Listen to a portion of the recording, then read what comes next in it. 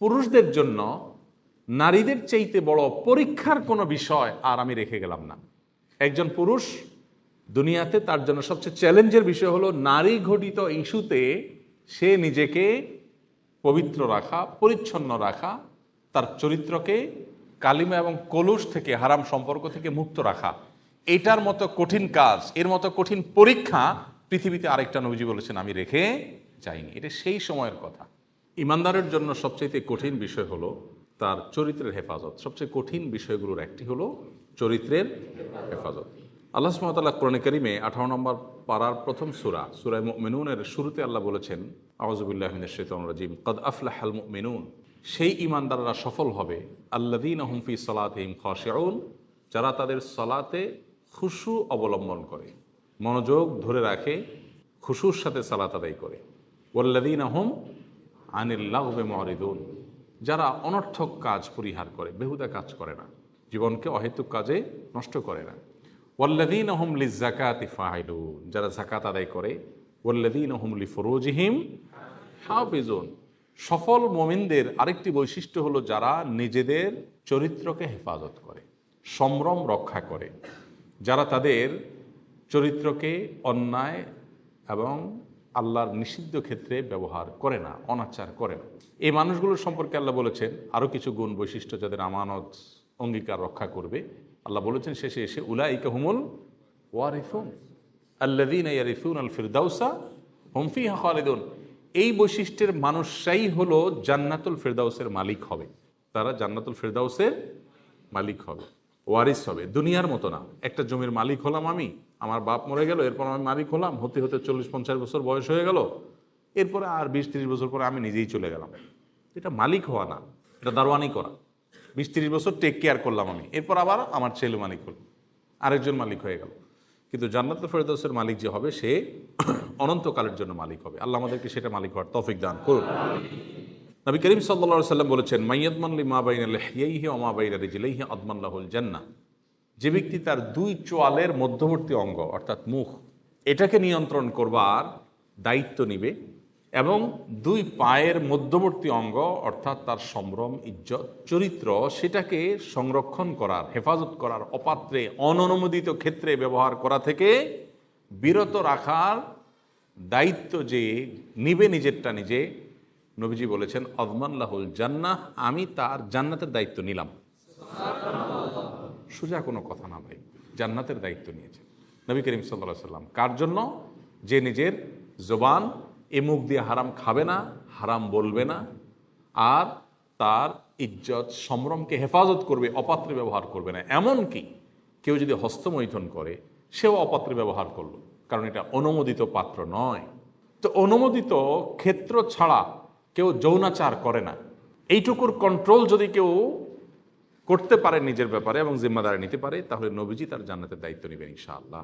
ভাইরা আমার, এমনিতেই নবী করিম সাল্লাল্লাহু আলাইহি সাল্লাম আরও 1450 বছর আগে বলে গেছেন কি? তিনি বলেছেন যে আমার উম্মতের জন্য এর চেয়ে বড় কোনো ফিতনা আমি রেখে যাইনি। তিনি বলেছেন, মা তারাকতু বাদি ফিতনাতান আদাররু আলার রিজালি মিনান নিসা, পুরুষদের জন্য নারীদের চাইতে বড় পরীক্ষার কোনো বিষয় আর আমি রেখে গেলাম না। একজন পুরুষ দুনিয়াতে তার জন্য সবচেয়ে চ্যালেঞ্জের বিষয় হলো নারী ঘটিত ইস্যুতে সে নিজেকে পবিত্র রাখা, পরিচ্ছন্ন রাখা, তার চরিত্রকে কালিমা এবং কলুষ থেকে, হারাম সম্পর্ক থেকে মুক্ত রাখা। এটার মতো কঠিন কাজ, এর মতো কঠিন পরীক্ষা পৃথিবীতে আরেকটা নবীজি বলেছেন আমি রেখে যাইনি। এটা সেই সময়ের কথা। এখন আপনার যে ওপেন কালচার গোটা পৃথিবীতে প্রমোট করা হচ্ছে, গোটা পৃথিবীতে আজ যে মানুষকে বিভিন্নভাবে উন্মাদনা তৈরি করবার খুব বাজে একটা প্রচেষ্টা আমরা দেখতে পাচ্ছি, যে নিজের চরিত্রকে হেফাজত করার মতো কঠিন আরেকটা কাজ আজকের পৃথিবীতে নেই। তাহাজ্জুদের নামাজ পড়া যত কঠিন, ভোর রাতে উঠে, 5 ওয়াক্ত নামাজ তো বটেই, ফজর নামাজ জামাতের সাথে পড়া যত কঠিন, এমনকি হালাল উপার্জন করা আজকাল যত কঠিন, সবচেয়ে কঠিন কাজগুলোর একটা হলো হালাল উপার্জন করা, এটা যত কঠিন, এর চাইতেও বেশি কঠিন হলো নিজের চরিত্রকে কি করা, হেফাজত করা। এই জন্য ডক্টর খন্দকার আব্দুল্লাহ জাহাঙ্গীর রহমতুল্লাহ আলাইহি বলতেন যে, তিনি তার কথা বলতেন যে আমার মতো দাড়ি পাকা বুড়ো মানুষ 5 ওয়াক্ত নামাজের পাশাপাশি তাহাজ্জুদের নামাজ, নফল নামাজ পড়ে আল্লাহকে খুশি করা আমার জন্য যতটা কঠিন হবে, তোমরা যারা যুবক আছো শুধু যদি একটা চ্যালেঞ্জ নাও যে আমাদের চরিত্রে কোনো কালিমা লাগতে দেব না, এবং তুমি যদি সাকসেস হও তাহলে আমার চাইতে তুমি সফল হয়ে গেলে। আমার তাহাজ্জুদের চাইতে শুধু তোমার চরিত্রটাকে হেফাজত করা বেশি উত্তম হয়ে গেল। এই জন্য এই চ্যালেঞ্জটা আমাদের নিতে হবে। ইমানদার সে নিজেকে নিয়ন্ত্রণ করবার সক্ষমতার অধিকারী হতে হবে। ঢিলা মানুষ কখনো ভালো ইমানদার হতে পারে না। ঢিলা মানুষ মানে যেখানে দেখলাম সেখানে কাত হয়ে গেলাম, বুঝেন নাই? কোনো সৌন্দর্যের প্রতি আকৃষ্ট হয়ে ওখানে বায়াত হয়ে মুরিদ হয়ে নিজের ইমান আমল তাকওয়া সব ভুলে গেলাম, এটা ঢিলা মানুষের লক্ষণ। আর টাইট সিরিয়াস মানুষের লক্ষণ কি? না, এটা আমার জন্য অনুমোদিত না, বিধে আমি আমার নিজের নজরকে হেফাজত করব। আল্লাহ শিখিয়েছেন কুল্লুল মুমিনিনা ইয়াগুদ্দু মিন আবসারিহিম ওয়া ইয়াহফাজু ফুরুজাহুম।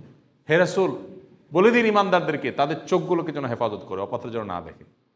যেটা দেখলাম সে গিয়ে ফেলফেল করে তাকায় থাকলাম, ওরে বাবারে এত সুন্দর, এরপর তাকে মনে মনে মন কেলা খাইলাম, মনে মনে বাজে চিন্তা করলাম।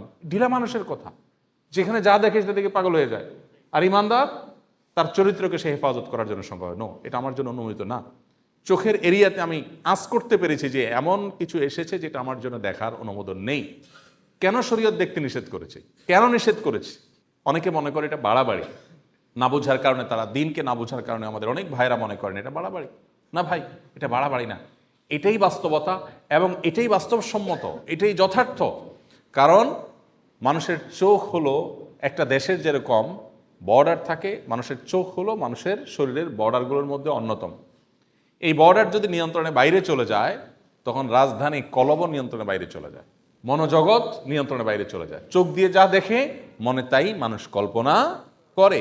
এজন্য রাজধানী তুল্য কল্প বা অন্তর্ক কেউ যদি হেফাজত করতে চায় তাহলে চোখ তুল্য বর্ডার, কান তুল্য বর্ডারকে তার হেফাজত আগে করতে হবে। এই জন্য শরীয়ত বাঁধ দিয়েছে। আজকের দুনিয়া, ভোগবাদী দুনিয়া আপনাকে বলবে কি না, আপনি অন্যায়ভাবে কারোর উপরে চড়াও হতে পারেন না, কাউকে টিজ করতে পারেন না, কাউকে আপনি বাজে কথা বলতে পারেন না। হ্যাঁ, খুব ভালো কথা, এই কথাগুলো ভালো। কিন্তু মুশকিল হলো এমন কালচার প্রস্তুত করে রাখা হয়েছে, ডেভেলপ করা হয়েছে যে তাকে চতুর্দিক থেকে উন্মাদনা তৈরি করার জন্য যা লাগে সব ব্যবস্থা করা হচ্ছে তার জন্য। আবার বলা হচ্ছে না, খবরদার নিজেকে নিয়ন্ত্রণ করতে হবে। হাস্যকর। আর ইসলাম বলে তুমি তোমার চরিত্র হেফাজত করো, তারও আগে নিজের চোখের হেফাজত করো। কারণ চোখের হেফাজত করতে না পারলে তোমার চরিত্রের হেফাজত করা সম্ভব হবে না। এই জন্য আমাদের ভালো মুসলমান আদর্শ মানুষ হওয়ার জন্য নিজের চরিত্র এবং সম্ভ্রমকে হেফাজত করার সংকল্প করতে হবে। চেষ্টা করা যাবে না ইনশাআল্লাহ? ইতিপূর্বে যদি কারোর চরিত্রে কোনো কালিমা লেগে গিয়ে থাকে তাহলে আল্লাহর কাছে তওবা করলে আল্লাহ মাফ করবেন। কিন্তু এই শর্তে তওবা হবে খাঁটি তওবা। খাঁটি তওবার লক্ষণ কি? যে আমি কখনো ওই পাপের ধারে কাছেও আর যাব না। যদি কেউ এই সংকল্প করে ঠিক রাখতে পারে তাহলে ইনশাআল্লাহ বিইذনিল্লাহ আল্লাহ তার পেছনের গুনার জিন্দিগিতে যে জেনা করেছে, হারাম সম্পর্ক সব আল্লাহ মাফ করে দিবেন। এই মোবাইল ফোনে যে হারাম জিনিস দেখায় ইউটিউবে, ফেসবুকে, আমরা অনেকেই দেখি, নামাজ পড়ি আবার দেখি। এই রোগটা, এই ব্যাধিটা আমাদের মধ্যে আছে না নেই? নিয়ন্ত্রণ করার জন্য সংকল্প করতে হবে। না আমি দেখব না। যদি আপনি নিয়ন্ত্রণ করার জন্য সংকল্প করেন, দেখেন আমি বলি এটা চুলকানির মতো, চুলকানির মতো। চুলকানির মলম বিক্রি করবো না, বোঝার জন্য বলতেছি। চুলকানিটা হলো মানুষের যখন চুলকায় কোথাও, তো রাস্তা দুইটা, হয় ধুমসে চুলকানো, যেহেতু চুলকাইতেছে ভালো করে চুলকায়। যখন চুলকায় তখন মানে চুলকানের ক্ষেতটা মিটে যায় যেহেতু মজাই লাগে। বাট আফটার চুলকানি জলে জলে কিনা হয়ে যায়, জ্বালা পড়া হয়, তাই না? আর যদি চুলকানের জায়গাটাকে খুব জোরে সোরে না চুলকায় বরং একটু ডলে টলে কোনো রকম এটা দমায় রাখা যায় তাহলে ওই চুলকানির মজাটা পাওয়া যায় না ঠিক, কিন্তু জ্বালা পোড়া হয় না। এখন কেউ যদি মনে করে না, ইউটিউবে আমি একটা দরকারি জিনিস দেখতে ঢুকছি, তার আশেপাশে যত বেদরকারি বেহুদা জিনিস আছে, যত হারাম জিনিস আছে, একটাও ছাড়ব না, কারণ আমার চুলকায়, অতএব চুলকানি মিটাইতে হবে। এখন মিটাইতে গিয়া তার কি আসলে জ্বালা কমবে না বাড়বে? বাড়বে। কিভাবে বাড়বে?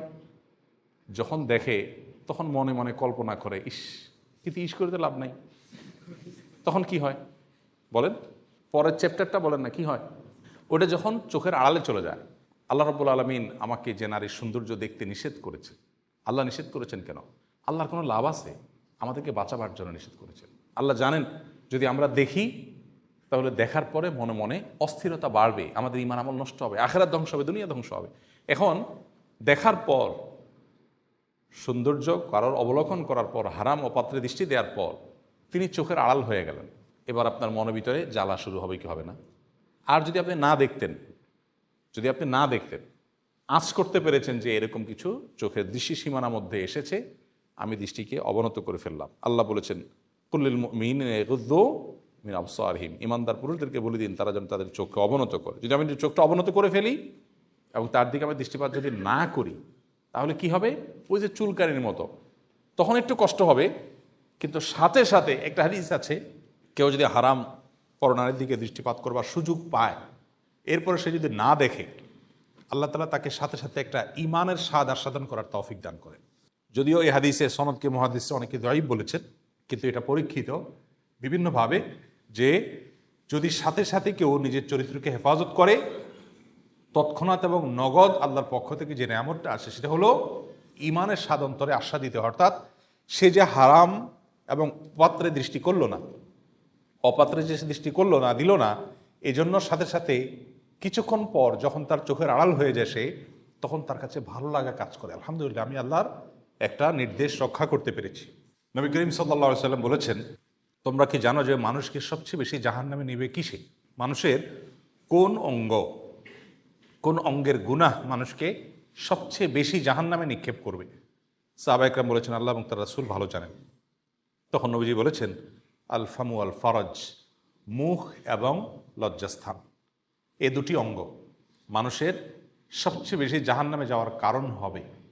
অর্থাৎ এগুলোকে কন্ট্রোল করতে না পারলেই তার দুনিয়াও ধ্বংস, আখিরাতও ধ্বংস। এই জন্য ভাই আমাদের নিয়ত করতে হবে ইনশাআল্লাহ আমরা ইউসুফ আলাইহিসসালামের চরিত্রের অধিকারী হওয়ার চেষ্টা করবো ইনশাআল্লাহ। তরুণরা সূরা ইউসুফটা ভালো করে পড়বেন, অর্থ সহকারে, ব্যাখ্যা সহকারে, কিভাবে ইউসুফ আলাইহিসসালামের কাছে হারাম ও অফার আসা সত্ত্বেও তিনি নিজেকে রক্ষা করেছেন।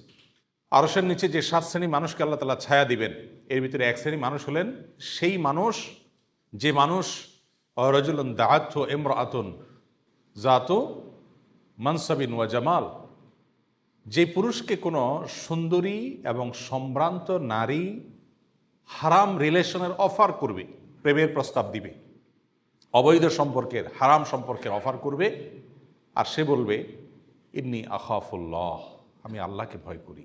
এই কথা যে বলতে পারবে, অর্থাৎ হারাম অফারকে যে ডিনাই করতে পারবে, নিজেকে নিয়ন্ত্রণ করতে পারবে, আল্লাহ তাআলা তাকে কিয়ামতের ভয়াবহতম দিনে আরশের নিচে ভিআইপি প্যান্ডেলে ছায়াদান করবেন।